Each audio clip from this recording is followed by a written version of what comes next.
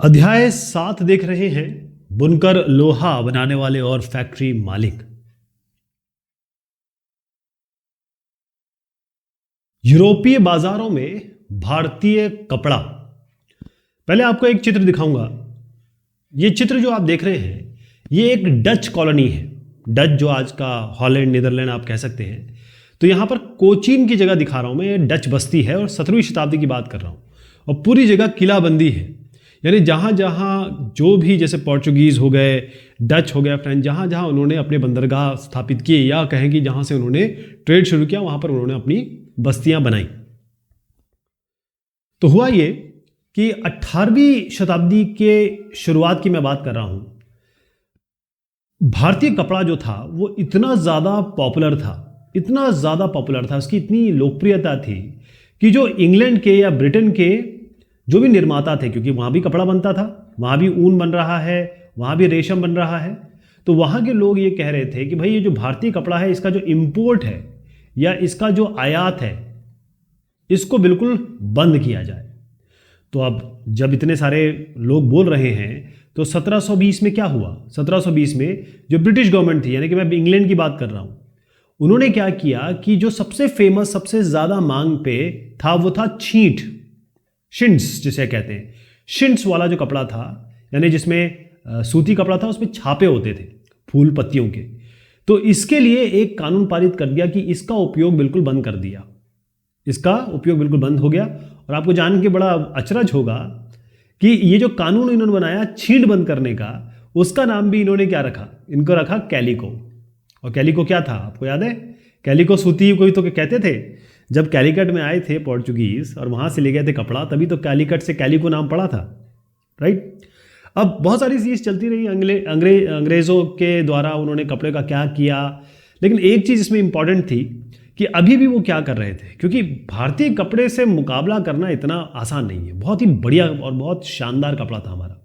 तो उससे ये हुआ कि इन्होंने वाइट कपड़ा मंगाया, मतलब हिंदुस्तान से वाइट कपड़ा मंगाते थे और इस पे छापा करते थे, यानी इस पे जो डिजाइन है वो लगा के बेचते थे। जो सफेद मलमल का कपड़ा है या बिना मांड वाला, जो बिल्कुल वाइट प्लेन जिसे कोरा कपड़ा कहेंगे, उस पे भारतीय जो डिजाइन है, मतलब अंग्रेज में भारतीय डिजाइन वहां पर छापे जाने लगे और फिर अपना बता के बेचा जाने लगा, क्योंकि कंपटीशन था। और आप जानते हैं जब भी कंपटीशन होता है, जब भी आप ये कहें कि किसी एग्जामिनेशन में जाते हैं या आपको कुछ करके दिखाना होता है, तभी इनोवेशन होता है, तभी नई चीज़ें बनती है, तभी आप कहें डिस्कवरी होती है, तभी इन्वेंशन होता है। तो जब अंग्रेज़ या कहें ब्रिटिश, इंग्लैंड भारतीय कपड़ों के साथ उसका एक तरीके से होड़ चल रही थी, कंपटीशन चल रहा था, तभी नई नई चीज़ें बनी, तकनीकी सुधार हुए। जैसे यहाँ पर ये एग्जाम्पल देखिएगा, ये है 1764 में, ये है जॉन विलियम खे नाम है इनका। ये जो जॉन विलियम खे साहब है, इन्होंने स्पिनिंग जैनी का आविष्कार किया। ये जो आप देख रहे हैं ये स्पिनिंग जैनी है। ये स्पिनिंग जैनी क्या हुई? स्पिनिंग जैनी यहाँ पर देखिए टकलियाँ लगी हुई है, ये टकली कहते थे इसको। तो एक साथ, पहले तो क्या एक टकली पे एक ही आदमी काम कर रहा होता था, एक टकली बना सकता था वो। यहाँ पर क्या है कि एक साथ कई सारी टकलियों में या तकली में आप ये धागे बुन सकते थे। यानी स्पिनिंग जैनी एक ऐसी मशीन हो गई कि एक ही आदमी कई जो तकलियां हैं उस पर ये पहिया घूमता रहता था और ये घूमते घूमते बहुत सारी तकलियों पे एक साथ धागा बन के इसमें जाके आपका लग जाता था। तो जॉन विलियम के साहब ने इसको स्पिनिंग जैनी बना दिया। पहला काम तो ये हुआ, पहला इन्वेंशन ये हुआ। दूसरा एक बहुत बड़ा इन्वेंशन हुआ, वो था रिचर्ड आर्कराइट। इन्होंने बना दिया भाप का इंजन। यहाँ पर देखिएगा, ये जो रिचर्ड आर्कराइट साहब है 1786, इन्होंने 1786 में, ये है रिचर्ड आर्कराइट साहब और ये है विलियम जेन के, जॉन विलियम के। तो जो रिचर्ड आर्कराइट साहब है, इन्होंने वाष्प इंजन, यानी जो भाप का इंजन, जिससे फिर भाप के जो इंजन है ट्रेन रेलवे में भी चला और उससे हर जगह बहुत फायदा हुआ। तो जो सूती कपड़ा बन रहा था उसमें एक रेवोल्यूशनरी या क्रांतिकारी बदलाव आ गया। यानी बहुत सारा कपड़ा बहुत कम कीमत पे बनने लगा। ये इस तरीके से भाप से घूमता था और घूमता था, तो ये इनको केवल देखना पड़ता था, बाकी सारा काम ये इंजन करा देता था। जो मेहनत का काम था वो आराम से होने लगा। तो कहने का मतलब है कि बहुत सारा कपड़ा बहुत ही कम कीमत पे तैयार होने लगा। तो ये दोनों चीज़ें आपको याद रखनी है। लेकिन अभी भी इसके बाद भी अगर देखिए ये सब बनने के बावजूद भी जो 18वीं शताब्दी का आखिरी यानी 1780 के आगे ले लीजिए आप, यहाँ पर अभी तक भारतीय कपड़ा जो था उसने अपना दबदबा बना रखा था। बेसिकली क्या हो रहा था, जो डच है, मैंने ये एग्जांपल दिया आपको इसीलिए, डच हो गए जो आज के आप हॉलैंड वगैरह ले लीजिए, जो फ्रेंच हैं और जो ब्रिटिश हैं, इन बहुत सारे लोग ऐसे हैं जो व्यापारिक कंपनियां थी, वो इन कपड़ों से हिंदुस्तानी कपड़ों से उन्होंने बहुत ज़बरदस्त मुनाफा बनाया। और करते क्या थे, ये कैसे खरीदते थे, उस ज़माने में ऐसे कोई करेंसी तो थी नहीं, तो ये चांदी यानी कि सिल्वर, ये सिल्वर देते थे और कपड़े खरीदते थे। सिल्वर एक लेन देन का माध्यम था। लेकिन इंग्लैंड को ऐसा नहीं, ब्रिटिशर्स को ऐसा नहीं करना पड़ा। क्यों? क्योंकि ब्रिटिशर्स के साथ क्या हुआ कि इनको मिल गई भारत की सत्ता, यानी कि पहले तो इनको बंगाल की वो मिल गई, दीवानी मिल गई, और उसके बाद जैसे ही इनको राजनीतिक सत्ता मिली तो अब इनको चांदी ब्रिटेन से मंगाने की जरूरत नहीं पड़ी। अंग्रेजों की बात बता रहा हूं मैं। ये क्या करते थे, इनको जो जगह मिल गई यहां से राजस्व लेते थे, यानी कि रेवेन्यू लेते थे, और इसी रेवेन्यू से ये कपड़ा खरीद लेते थे और फिर ये मुनाफा कमाते थे। ये एक नक्शा है, बड़ा इंपॉर्टेंट नक्शा है। इसमें 2-3 चीजें मैं आपको बताऊंगा कि ये जो बंगाल इलाका है, ये वाला इलाका जो आप देखेंगे, ये सबसे महत्वपूर्ण केंद्र था, चाहे किसी भी कपड़े की आप बात करें। ये जो पूर्वी बंगाल है, जिसको हम आप ये वाला इलाका, इसको हम बांग्लादेश कहते हैं, ये सबसे इंपॉर्टेंट कपड़ा उत्पादन, यानी कि यहां पर मैन्युफैक्चरिंग होती थी। और ये ही शहर आप देख लीजिए, जो ढाका था, ये मलमल की बात करें या जामदानी बुनाई, उसके लिए बहुत प्रसिद्ध था ये, राइट। बहुत सारे जगह हैं यहाँ पर, आप उत्तर पूर्व दक्षिण सब ले लीजिए। देखिए उत्तर में आप आ जाइए, यहाँ पर भी काम हो रहा है। और ये जो कपड़े हैं, चाहे आप प्लेन वाइट सफ़ेद सूती कपड़ा देखें, या उसमें चेक्स और स्ट्राइप्स वाली मैं बात कर रहा हूँ, या और शिन्स छींटे वाली जो बात की है, सिल्क मतलब आपका रेशम हो गया, तो ये ऑलमोस्ट हर जगह पर यहाँ हो रहा है। लेकिन ये पोर्शन ये इंपॉर्टेंट इसलिए हो गया, ये 1 2 3, क्योंकि यहाँ से एक्सपोर्ट होता था। ये एक्सपोर्ट का, क्योंकि पानी है ना, इसलिए। और फिर यहाँ से जो बनता था वो इस तरीके से लैंड के इलाके से जाता था। अब सवाल उठता है कि जब हम बुनकरों की बात करते हैं, क्योंकि धागा बनेगा, पहले तो कपास से धागा बन रहा है, धागे से या ऊन से आपका कंटेंट बन रहा है, उसके बाद हम उससे कपड़ा बना रहे हैं, तो कौन काम कर रहा है? ये बुनकर काम कर रहे हैं। तो बुनकर कौन थे? बुनकर मतलब जो वीवर्स हैं, वो समुदाय के थे, जो कारीगर थे, और इनका काम ये था, पीढ़ी दर पीढ़ी आगे बढ़ते थे। जैसे अगर नाम जनरेशन बाय जनरेशन, अगर मैं बंगाल में आपको ले जाऊं, तो बंगाल में जो तांती आज भी आपको मिलेंगे, तांती है। उत्तर भारत में आ जाए, उत्तर भारत में कौन से हो गए? ये आपके जुलाहे जिन्हें कहते हैं हम, और मोमिन अंसार, ये होते हैं। दक्षिण भारत में आपको ले जाता हूं, दक्षिण भारत, यहां पर आपके साले हो गए, यहां पर आपके कैकलोर हो गए, और देवांग ये हो गए। ये सारे बुनकरी से या वीविंग से संबंधित थे। इनको एक बार दिखा देता हूं आपको। मैंने क्या क्या बात की आपसे कि जो बुनकर थे, बंगाल में तांती, उत्तर भारत में जुलाहे मोमिन, और दक्षिण भारत में साले और कैकलोर और देवांग। तो ये एक प्रोसीजर था। सबसे पहले क्या होता था कि जो सूत काटना, ये जो पहला जो प्रोसेस होता था, वो सबसे कपड़ा, क्योंकि कपड़ा जो बनता है ऐसे नहीं बनता है, पहले हमको धागा चाहिए होता है, धागे के बाद हम उसको धागे को कपड़े के फॉर्म में बनाते हैं। तो धागा बनाने के लिए सूत काटना पड़ता है, ठीक है। और ये सूत काटने का काम जो है मेनली महिलाएं करती थी, विमेन करती थी मेनली। अब चरखा और तकली ये हर घर में होता था, तो धागे को चरखे पर काट कर तकली पर लपेट दिया जाता था। देखिएगा, ये है आपका चरखा।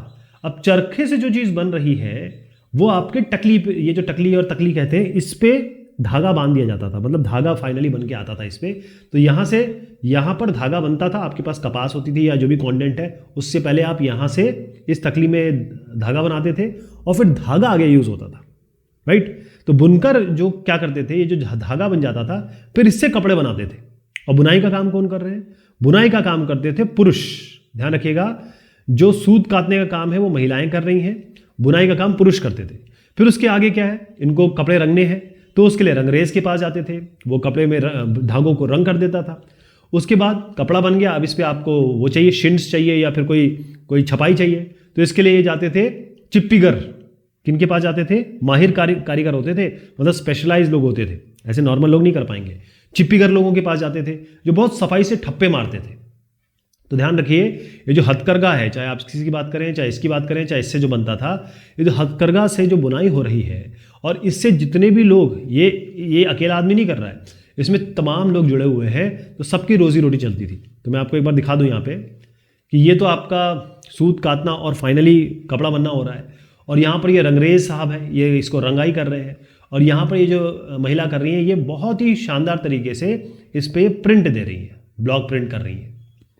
तो कई लोगों का एक साथ व्यवसाय चलता था। एक शब्द आने वाला है इसमें, औरांग। औरांग का मतलब होता है गोडाउन, वेयर हाउस, ठीक है। मतलब अगर कोई चीज़ बेचनी है उसके पहले जिस जो आपके बड़े बड़े भंडारों में चीज़ रखी जाती है, वर्कशॉप भी कहते हैं इसको, मतलब कई बार जगह औरांग को वर्कशॉप का भी संज्ञा दी जाती है। यहाँ पर जो आप चीज़ देख रहे हैं, ये बंगाल का जो मैंने अभी तांती बताया था ना, ये वो लोग देख रहे हैं यहाँ पर। और आप देखिएगा कि ये ज़मीन में गड्ढा है, इसको कहते हैं पिट वाली इसकी बुनाई कहते हैं। तो तांती बुनकर जो है ना, यहाँ पर गड्ढा होता था, वहाँ पैर अपना रखते थे, उसको भी चलाते थे और यहाँ भी काम करते थे, यानी कि गड्ढे वाले करघे में काम कर रहे हैं, पिट बना हुआ है, गड्ढा, ठीक है। अब भारतीय कपड़े का मैंने नाम तो ले लिया, लेकिन इसका थोड़ा सा पतन शुरू हुआ। उसका पतन क्यों हुआ? क्योंकि हुआ ये कि जैसे ही ब्रिटेन में जो सूती कपड़े का या कपड़े का जो उद्योग आगे बढ़ा, तो भारतीय कपड़े वालों पे बहुत बड़ा असर पड़ा। पहली चीज़ तो ये, फर्स्ट क्या चीज़ थी? पहली चीज़ तो ये कि जो भारतीय लोग थे या भारतीय कपड़े को यूरोप में, कहाँ, यूरोप और अमेरिका में किससे मुकाबला करना पड़ रहा था? क्योंकि यूरोप अमेरिका में ब्रिटेन का भी कपड़ा पहुंच रहा है और भारत का भी कपड़ा पहुंच रहा है, तो कंपटीशन हो गया और बहुत मुश्किल होता था, क्योंकि ब्रिटेन का कपड़ा जो है वो सस्ता भी हो रहा था क्योंकि वो मशीनों से बनता था। और दूसरा प्रॉब्लम जो आई वो ये था कि भारत से जो इंग्लैंड में कपड़ा भेजना था, मतलब भारत से जो हम ब्रिटेन कपड़ा भेज रहे थे, उसमें बहुत दिक्कतें आई। यानी भारत से इंग्लैंड में निर्यात में बहुत दिक्कत आई। उसका कारण ये था कि जो इंग्लैंड वालों ने, उनके सरकारों ने बहुत बड़ा इस पर इम्पोर्ट ड्यूटी लगा दी थी, सीमा शुल्क लगा दिया था। तो जो कपड़ा जाता था वो इतना महंगा हो जाता था। पहली चीज़ तो आप भेज ही नहीं पा रहे हो, भेज रहे हो तो इतना महंगा भेज पड़ रहा है, आपको टैक्स इतना देना पड़ता था। तो ये दोनों ही कारण से बड़ी दिक्कतें हुई, राइट। अब आप देखिए कि हुआ क्या कि इंग्लैंड ने, क्योंकि भारत के कुछ परंपरागत वो थे, मार्केट थे, जैसे आपका हो गया अफ्रीका का मार्केट हो गया, अमेरिका का मार्केट हो गया, यूरोप का मार्केट हो गया। इंग्लैंड ने ये सारे मार्केट से धीरे धीरे भारत को बाहर कर दिया, और जैसे ही बाहर किया, इन लोगों का क्या होगा? ये तो यही काम कर रहे हैं ना, ये बेचारे बेरोजगार हो गए। केवल बुनकर, केवल वीवर नहीं हुए, उनसे जितने भी लोग हैं वो सब के सब बेरोजगार हो गए। और मैंने आपको क्या बताया था, सबसे इंपॉर्टेंट जगह क्या है? ये वाली।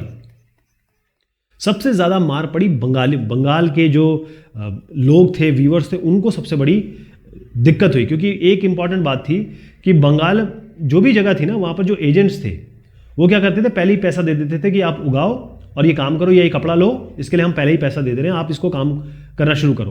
तो जो एडवांस मिलता था उसी से तो काम बनता था, या कहें पेशगी जो मिलती थी। तो क्योंकि अब किसी ने भी पेशगी देना बंद कर दिया, तो जब पेशगी नहीं मिलेगी तो बेचारे कहाँ से काम करेंगे? तो इन्होंने, बुनकरों ने बहुत ज़्यादा सरकारों से बोला या सरकार से अपनी गुहार लगाई कि सर हमारी हालत ख़राब हो रही है, कुछ तो करिए।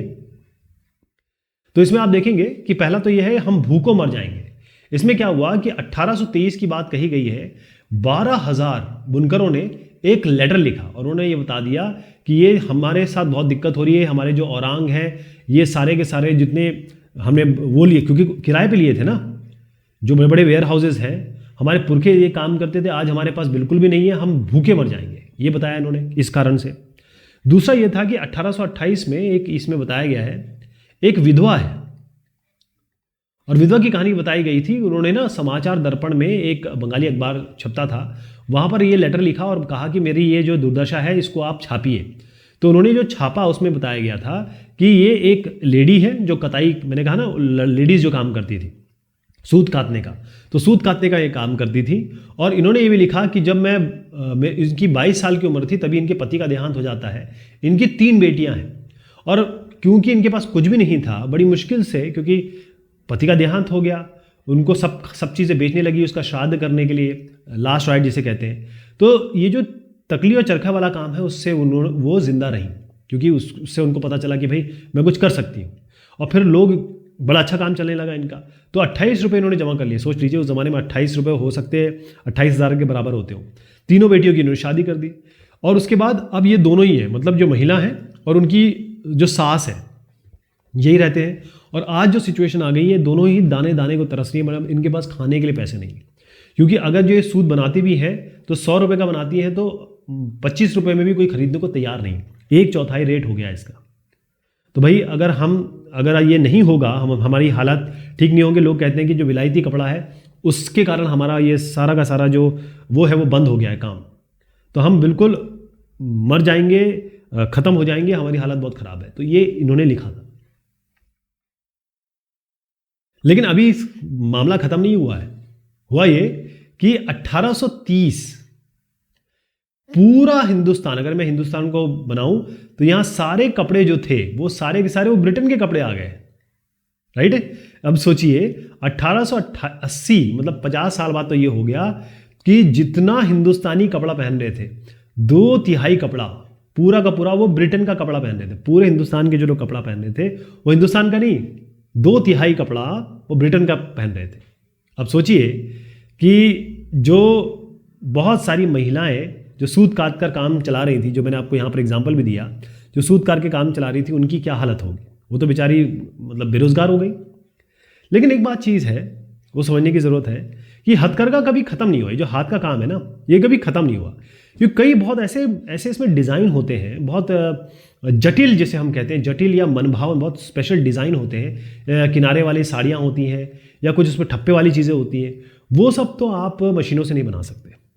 तो चाहे आप रईसों की बात करें या मध्यम वर्ग की बात करें, कई ऐसे कपड़े थे जो आज भी, मैंने कहा ना 2/3 ब्रिटेन का कपड़ा पहने थे, इसका मतलब 1/3 अभी भी हिंदुस्तान में बना कपड़ा पहन रहे थे।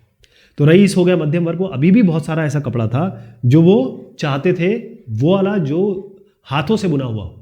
जैसे जो मोटा कपड़ा बनता था वो मशीनों से नहीं बनता था। मोटा कपड़ा जो हमारे हिंदुस्तान के गरीब पहनते थे वो मशीनें नहीं बना पाती थी, इसलिए गरीब हो गए। और बाकी कई ऐसे स्पेशलाइज कपड़े हो गए, वो अभी भी चल रहे थे, बन रहे थे। तो हथकरघा कभी भी ख़त्म नहीं हुआ पूरा। अब मैं आपको बताऊं कि ज़रा पश्चिमी भारत में आपको मैं शोलापुर पे ले जाता हूँ यहाँ पे, ठीक है। और आपको मैं यहाँ मदुरई ले जाऊँगा। ये मदुरई है। ये इसकी बात मैं क्यों कर रहा हूँ, क्योंकि ये दोनों जो पॉइंट है ये बहुत इंपॉर्टेंट, कहें कि बुनकरी के केंद्र बन के उभरे। इनको दिखा दूँ आपको। अब देखिएगा कि मैं आपको इस जगह की बात कर रहा हूँ। शोलापुर जो है वो महाराष्ट्र में आता है, ध्यान रखिएगा। शोलापुर कहाँ आता है? महाराष्ट्र में आता है। और मदुरा क्या हो गया? यहाँ पर आता है। आपको याद है मदुरई कहाँ हो गया? ये मदुरई इधर, ठीक है। ये मदुरई हो गया और शोलापुर यहाँ आता है। तो शोलापुर और मदुरई जो हो गया आपकी बहुत इंपॉर्टेंट पॉइंट बन के उभरे, क्योंकि ये बहुत सेंटर पॉइंट थे, राइट।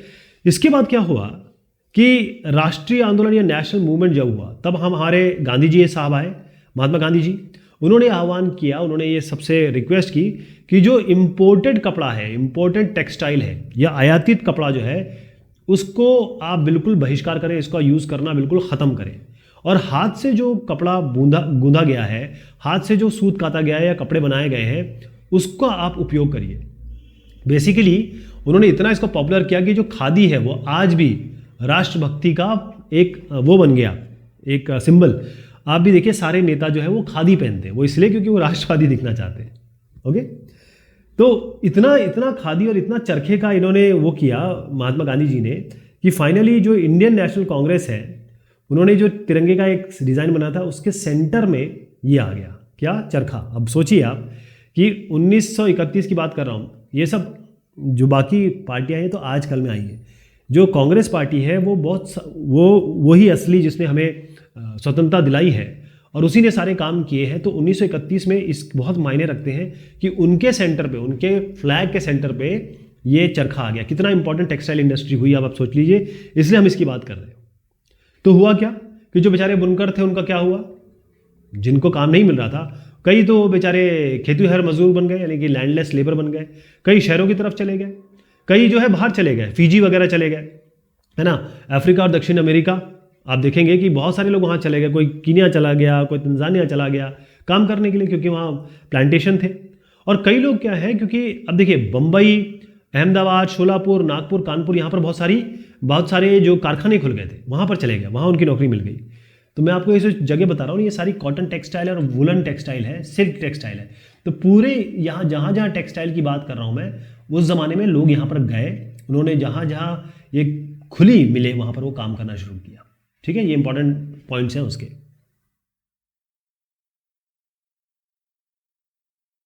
अब सवाल उठता है सूती कपड़ों या कपड़ा मिलों का उदय।